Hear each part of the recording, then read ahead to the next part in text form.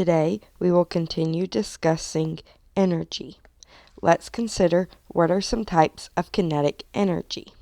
Thermal energy is based on vibration and movement of molecules. It's also known as heat.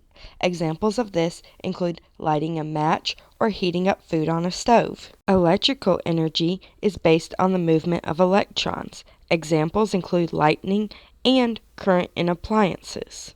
Electrical energy makes fans spin, it makes light bulbs light up, and so on.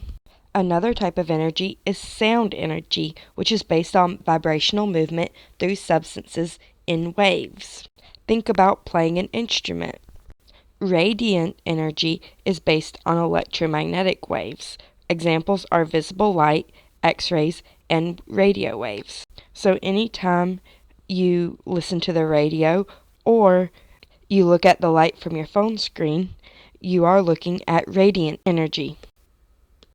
Let's consider what are some examples of energy transformations using these types of energy we just talked about.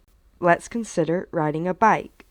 When riding a bike, the chemical potential energy stored in the food that the boy ate this morning is transferred to mechanical energy as he applies force or does work to the bike's pedals, and to thermal energy or heat as his body begins to get warmer. The bike itself will then have kinetic energy, and the force of friction between the tires and the ground will transform the motion into thermal energy or heat, as well as sound energy. Now, I'd like you to pause the video and complete the do activity about listening to a podcast.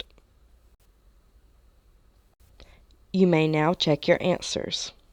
If you do not understand something, please ask your teacher. Now that we have completed the notes, please complete the sum it up on your own.